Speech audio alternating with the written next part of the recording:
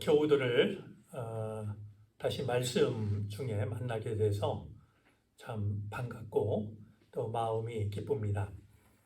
요한계시록 말씀을 오랜만에 나누게 되었는데요. 저희가 남아있는 요한계시록 말씀을 몇 주간에 걸쳐서 함께 나누도록 하겠습니다.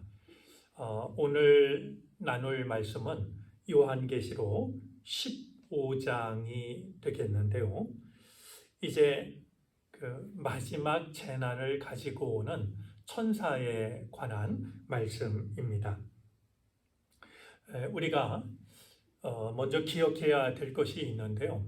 요한계시록 안에는 그 세 개의 재앙 이야기가 나와 있습니다. 가장 먼저 나오는 것은 6장으로부터 8장까지 있는 7인의 재앙이 있습니다. 이제 인을 하나씩 뗄 때마다 재앙이 임하는 그런 7인의 재앙이 있었고, 8장으로부터 11장까지는 7 나팔의 재앙이 있었습니다. 나팔이 한 번씩 울릴 때마다 하나님의 심판과 재앙이 나타나는 일이었죠. 그리고 이제 마지막으로 나오는 재앙은 7 대접 재앙입니다.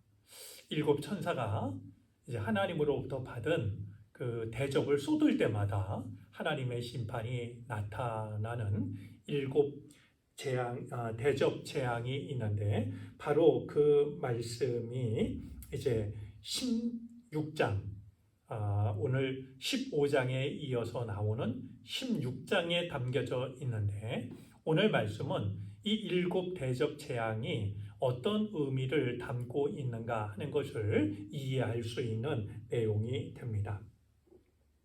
7 접시 재앙이 마지막 재앙이 되는 이유가 두 가지가 있습니다. 하나는 하나님의 진노가 그곳으로 끝날 것이기 때문에 7 대접 재앙이 마지막 재앙이 되는 것이고, 또 하나는 이번 진노가 가장 큰 진노가 되기 때문에 이제 이 7 대접 재앙이 마지막 재앙이 되는 셈이 됩니다. 우리 2절부터 이어지는 그 내용을 보면 검은 고를 타면서 노래하는 그런 말씀이 이제 나옵니다. 오늘 이 말씀이 우리들에게 전해주고 있는 것은 재앙이 임하기 전에 아마 큰 혼란이 있었을 거라고 여겨지는데요. 그럴 때에도 하나님을 향한 예배가 계속되고 있다라는 점입니다. 우리가 지금 코로나로 인해서 어려운 시간을 보내고 있는데요. 이런 시간에도 우리의 예배는 중단이 될 수 없습니다. 아마 이런 얘기를 들으면 조금 의아하게 생각할지 모르겠습니다. 우리가 비대면 예배에 동참하는 것은 우리들의 이웃들을 배려하는 마음입니다. 우리를 바라보는 이웃들에게 우리가 여러분의 아픔에 동참하고 있다라고 하는 것, 그리고 여러분을 위하여 기도하고 있다라고 하는 것을 함께 나누는 것이죠. 오늘 이 재앙과 혼란 속에서도 예배가 중단되지 않았다라고 하는 것은 우리가 함께 모여서 예배를 드리지 않는다 할지라도 우리가 각자 가정에서 혹은 내가 있는 자리에서 예배를 드렸던 것을 의미합니다. 우리가 아무리 힘들고 어려울 때에도 하나님을 향한 예배는 중단될 수 없다라고 하는 것을 오늘 7 대접 재앙이 임하기 전에 여전히 검은 고를 타면서 하나님을 예배하고 있는 오늘 이 말씀을 통해서 우리가 마음에 담아두면 좋겠습니다. 오늘 본문에 보면 2절에 불이 섞인 유리 바다가 나옵니다. 이제 우리 요한계시록 안에는 많은 상징들이 담겨져 있어서 이것이 무슨 뜻인가 이해하기가 쉽지 않은데요. 불이 섞인 유리 바다라는 말은 계시록 4장 6절에 나오는 유리 바다에 불이 합해진 말로서 이 말이 연상시키는 것이 있습니다. 다름이 아니라 홍해입니다. 여러분, 홍해하면 떠오르는 것이 있지 않습니까? 바로 이스라엘 백성들이 애굽을 빠져나와서 건너야 했던 바다가 홍해였습니다. 오늘 이 불이 섞인 유리 바다라고 하는 것은 하나님의 백성들이 애굽에서 벗어나서 구원받은 백성으로 하나님의 인도하심을 따를 때 건넜던 홍해 바다를 연상시키고 있는 것을 우리는 염두에 둘 필요가 있습니다.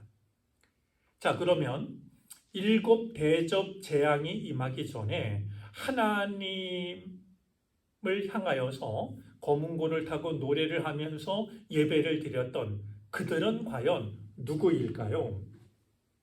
오늘 역시 2절 말씀에 의하면 이제 그 하나님을 예배하는 자들은 이긴 사람들입니다.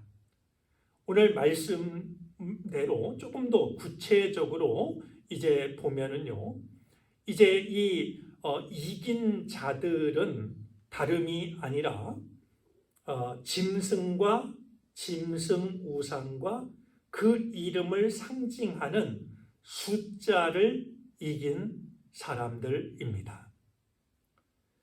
이제 황제 숭배를 거부하고 짐승의 표를 받지 않은 사람들인데요. 이제 특별히 우리가 오늘 이 말씀, 2절 말씀 중에서 한번 곰곰이 생각해 봐야 될 것이 있습니다. 이제 짐승 우상, 그리고 그 이름을 상징하는 숫자를 이겼다라고 말하고 있는데요. 아마 짐승은 사탄을 말하는 것이고 짐승 우상은 그 사탄의 역할을 하고 있는 당시의 로마 제국을 의미하고 있을 겁니다. 그런데 세 번째 그 말이 짐승의 이름을 상징하는 숫자를 이긴 사람이라고 말합니다. 이제 우리에게 우상을 이기는 것, 그것은 크게 어려운 일이 아닐 겁니다. 누가 우상을 구별하지 못하고 그것을 이겨내지 못하는 신앙인이 얼마나 되겠습니까? 그런데 중요한 것은 그 이름을 상징하고 있는 숫자를 이겨내는 겁니다. 자, 우상을 이겨내는 것은 크게 어려운 일이 아닌데요.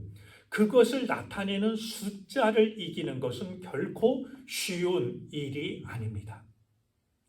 우상은 우상으로서만 우리에게 다가오는 것이 아니라 우상을 상징하는 숫자를 통해서 우리에게 다가오곤 합니다. 예를 들면 우리 학생들에게 1등만을 강요하는, 그리고 사회에 나가서도 무한 경쟁 속에서 이기는 자만이 살아남는, 그리고 사람의 능력을 그가 가진 재산이나 혹은 그가 가지고 있는 어떤 능력으로만 이제 판단하려고 하는, 그래서 숫자를 통해서 어떤 가치를 판단하려고 하는, 우리는 그런 세상 속에서 살아가고 있습니다. 그런 점에서 이 숫자를 이긴다라고 하는 것은 굉장히 어렵고 중요한 일이 됩니다. 우리 짐승의 이름을 가장한 숫자를 이긴 사람들이 하나님을 예배했다라고 하는 것을 기억하면서 세상이 우리들에게 요구하고 있는 것, 숫자를 따르라고, 숫자만큼 확실한 것은 없다고 일러주고 있는 우리도 그 숫자를 이기고 하나님을 진심으로 예배할 수 있는 믿음의 사람들이 되어졌으면 좋겠습니다. 자, 이제 오늘 이 불이 섞인 유리 바다를 지나는 일이 중요한 것은 이스라엘 백성들이 애굽에서 빠져나와서 홍해를 건넌 것처럼 이제 사탄과 또 황제 숭배를 상징하는 여러 가지 가치들을 이겨낸 자들이 마침내 하늘의 홍해를 건너서 불이 섞인 유리 바다를 건너서 이제 하나님을 예비하는 자리에 나아가고 있다라고 오늘 성경은 말씀하고 있기에 오늘 이 말씀이 우리에게 주는 의미가 참으로 소중하다 생각이 되는 것입니다.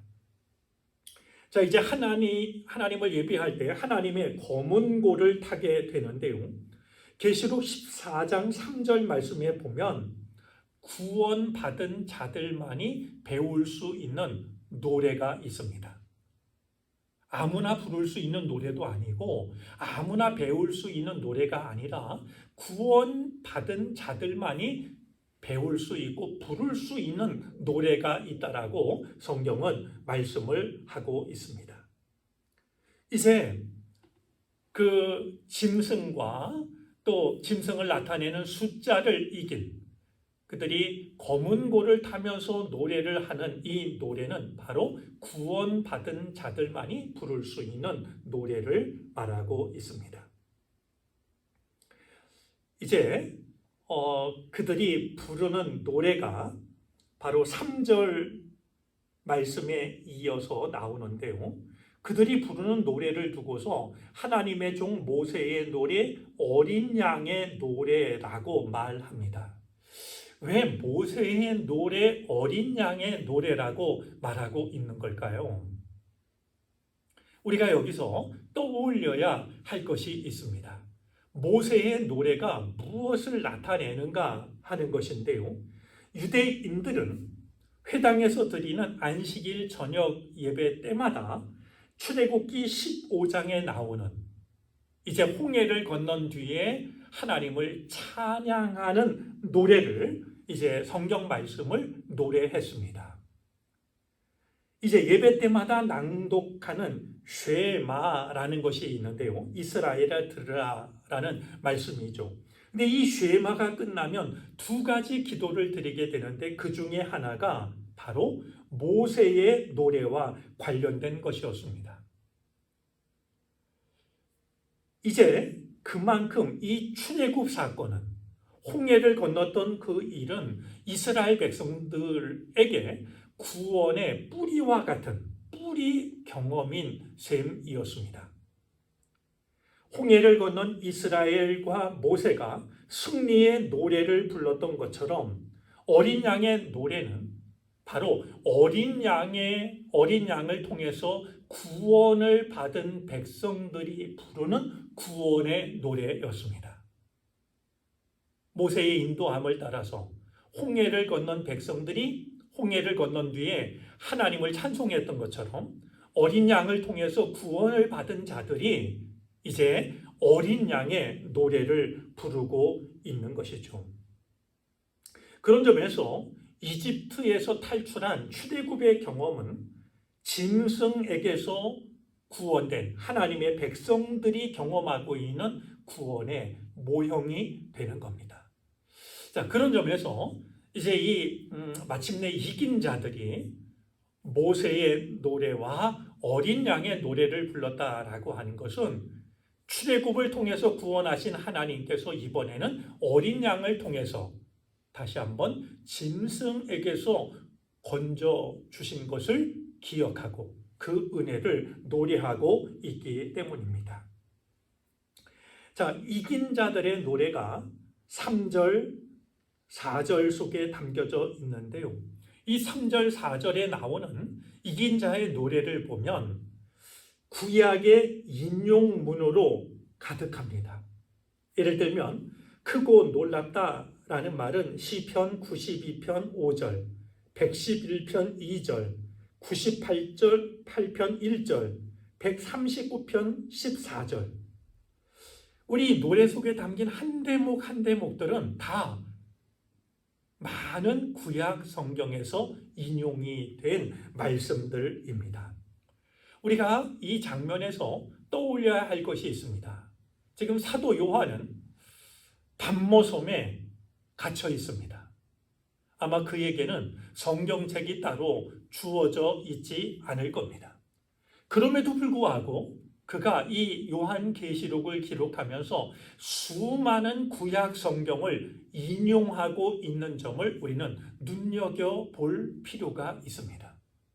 성경책이 내게 없지만 그럴수록 그는 하나님의 말씀을 마음속에 간직하고 있었고 지금 내게 필요한 하나님의 말씀이 무엇인지를 그는 얼마든지 떠올릴 수가 있었던 겁니다.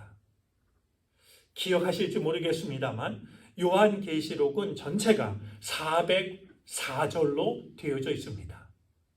그런데 요한이 인용하고 있는 성경 말씀은 무려 518번이 됩니다. 그만큼 이 사도 요한은 어려운 일을 당할 때, 고난을 당할 때 하나님의 말씀을 붙잡았던 것이고 그의 마음속에는 하나님의 말씀이 살아 움직이고 있었던 겁니다. 우리의 마음속을 채우고 있는 것이 세상의 욕심이나 근심이 전부가 아니었으면 좋겠습니다. 세상이 어지럽고 우리가 고난을 당할수록 우리에게 필요한 것은 하나님의 말씀입니다. 그리고 그 말씀을 떠올리는 것이 필요합니다. 오늘 이긴 자들의 노래를 통해서 많은 구약 성경 말씀을 인용하고 있는 오늘 이 사도 요한을 보면서 우리도 세상이 어지러울수록 그리고 내가 고난을 당할수록 내게 필요한 것이 하나님의 말씀이라고 하는 것. 그래서 한 말씀이라도 더 내 마음속에 새겨두는 삶을 살아가는 우리들이 되어질 수 있게 되기를 바랍니다. 자, 그런데요. 이 이긴 자들의 노래를 보면 강조되고 있는 것이 있는데 바로 하나님의 능력과 의로우심입니다. 지금 주어진 현실을 보면 하나님의 능력은 잘 보이질 않습니다. 하나님이 의롭다라는 생각을 갖기도 쉽지가 않습니다. 하나님이 침묵하시는 것처럼 여겨집니다. 그러나 오늘 이 말씀을 통해서 그럼에도 불구하고 마침내 드러나는 것이 하나님의 능력과 의로우심이라고 하는 것을 우리는 눈여겨볼 필요가 있는 겁니다. 세상을 살다 보면 때때로 하나님이 침묵하시는 것처럼 느껴질 때가 있습니다.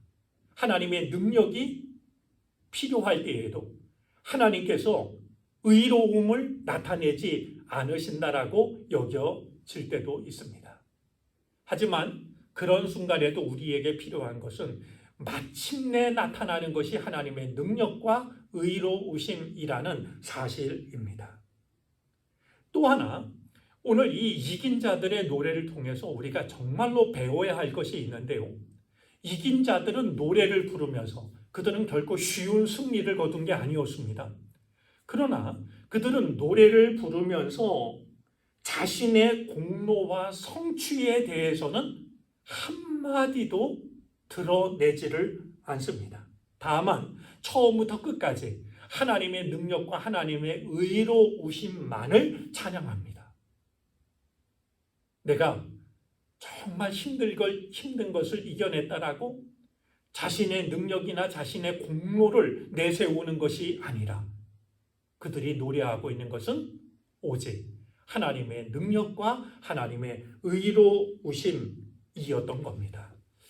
우리도 끝까지 믿음으로 세상을 이기되 그것이 나의 자랑이 아니라 그것을 이기게 하신 분이 하나님이시라는 사실을 깨닫고 하나님의 능력과 하나님의 의로우심만을 찬양할 수 있는 우리들이 되어질 수 있기를 바랍니다. 자, 이제 5절 말씀을 보면 그 일 뒤에 다시 한번 하늘을 보니까 하늘에 증거 장막의 성전이 열리는 것을 보게 됩니다.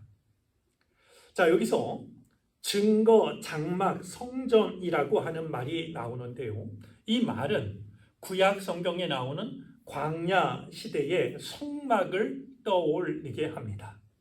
우리가 잘 알고 있는 것처럼 성막 안에는 바로 언약궤, 법궤가 모셔져 있었습니다. 자, 그런데 요한계시록에 나오는 하늘 장막 성전이 열리면서 이어지는 광경은 일곱 천사가 일곱 대접을 들고 나오는 것입니다. 여기서 우리가 생각해 봐야 될 게 있습니다. 성전을 통해서 하나님의 축복과 하나님의 은총이 임하기도 하지만 성전을 통하여서 하나님의 심판이 시작되기도 한다는 사실입니다. 자, 하늘의 성전이 열리면서 일곱 천사가 일곱 대접을 들고 나오는데요. 우리는 성전을 통해서 하나님의 축복, 하나님의 은혜만이 우리에게 찾아올 것을 기대하지만 오늘 말씀이 우리에게 일러주고 있는 것은 성전이 열릴 때, 성전을 통해서 시작되는 것은 은혜와 축복만이 아니라 하나님의 심판도 시작이 된다는 사실입니다. 자, 그런데 이제 일곱 천사에 대한 말씀을 보니까 빛난, 맑고 빛난 세마포 옷을 입었다, 이렇게 말합니다. 자, 세마포 옷이라는 말은 우리 나나주에도 기록이 되어져 있습니다만 보석이라는 뜻을 가지고 있는 말이기도 합니다. 세마포라는 말의 헬라어 린논 대신에 린논이라는 말을 리돈으로 읽으면 바로 보석으로 꾸민 옷이 되기 때문입니다. 자, 이 천사들이 일곱 천사가 일곱 대접을 가지고 이제 나오게 되는데요. 이제 그때 7절입니다. 네 생물 중에 하나가 영원토록 살아계신 하나님의 진노를 가득히 담은 금 대접을 일곱 천사들에게 나누어 줍니다. 우리 네 생물은 요한계시록 4장 7절에 나오는 말씀인데요. 사자, 황소, 사람, 독수리, 그것이 네 이제 생물이었습니다. 근데 이 네 생물 중에 하나가 하나님의 진노가 가득 담긴 대접을, 일곱 개의 대접을 일곱 천사에게 하나씩 나누어 주는 겁니다. 자, 네 생물 중에 하나가 일곱 천사에게 일곱 대접을 나누어 주었다라고 하는 것이 의미하는 것은 무엇일까요? 바로 자연계가 하나님의 목적에 자신을 바친다라고 하는 것을 나타내고 있습니다. 하나님이 지으신 만상이 하나님의 계획과 목적에 이바지한다라는 겁니다. 우리가 이어지는 일곱 대접을 쏟을 때 나타나는 그 일들을 보면은 이제 이 자연이 하나님의 뜻에 사용되고 있는 것을 보게 되는데요.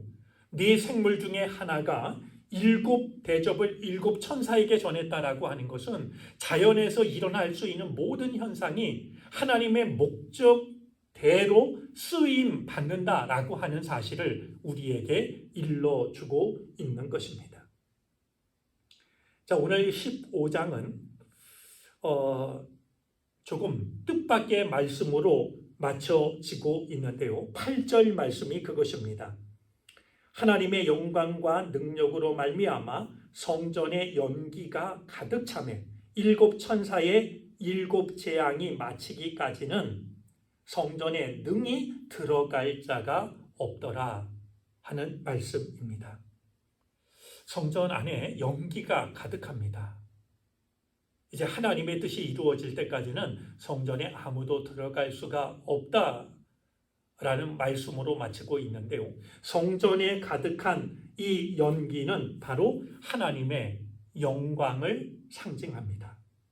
이사야 6장 4절, 출애굽기 40장, 열왕기상 8장 등에 보면 하나님께서 임재하실 때 하나님의 영광이 가득한 것을 연기가 가득한 성전으로 묘사를 하고 있습니다.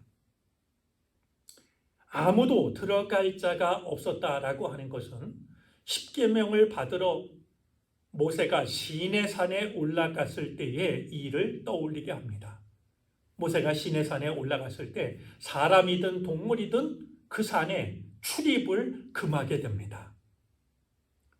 자, 그런데 이제 우리가 오늘 이 말씀을 조금 두려운 마음으로 읽어야 될 것이 있습니다. 무엇이냐 하면 하나님께 드리는 사람의 기도나 예배가 장차 임할 하나님의 심판을 중지시킬 수 없다라고 하는 겁니다. 우리는 언제든지 기도하면, 언제든지 예배하면 하나님의 뜻이 바뀔 수 있을 거라고 생각을 합니다. 그런데 연기로 가득하게 되자 더 이상은 아무도 성전에 들어갈 수 없다라고 오늘 성경이 말씀함으로써 때가 되면 우리가 아무리 많이 기도한다 할지라도, 아무리 많이 예배한다 할지라도 하나님의 뜻을 더 이상 돌이킬 수 없는 때가 찾아온다라고 하는 것을 우리에게 일러줍니다. 오늘 이 말씀이 다시 한번 우리들의 믿음을 바로잡아 주었으면 좋겠습니다.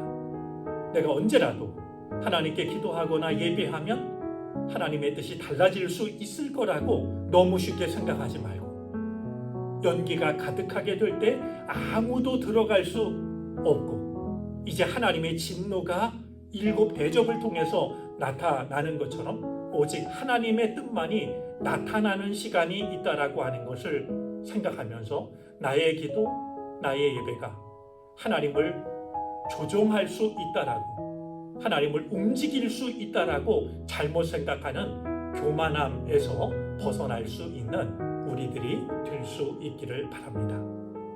자, 이제 천사가 7 대접을 받았는데요, 이 7 대접을 쏟을 때마다 이 땅에 어떤 일이 일어나는지를 이어지는 요한계시록 16장은 우리에게 일러줍니다.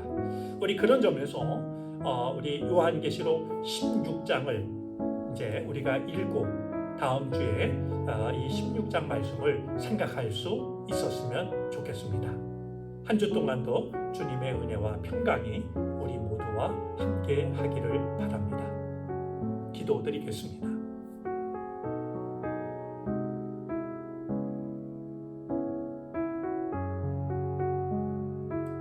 하나님의 성전을 통하여 하나님의 재앙이 시작되는 것을 두려운 마음으로 생각합니다. 하나님의 축복, 하나님의 은혜만을 생각하지 않게 하여 주시고 하나님의 심판이 우리를 향하고 있음을 기억하게 해 주시기를 바라고 원합니다. 성전이 연기로 가득한 뒤로는 아무도 성전에 들어갈 수가 없었습니다. 우리가 아무리 오래 기도하고 아무리 많이 예배한다 할지라도 우리가 어찌 하나님을 조정할 수가 있겠습니까? 주님, 오직 이루어질 것은 주님의 뜻밖에 없사오니 우리의 기도로, 우리의 예배로 하나님의 뜻을 바꿀 수 있을 거라는 어리석은 생각에서 우리를 건져 주시옵소서.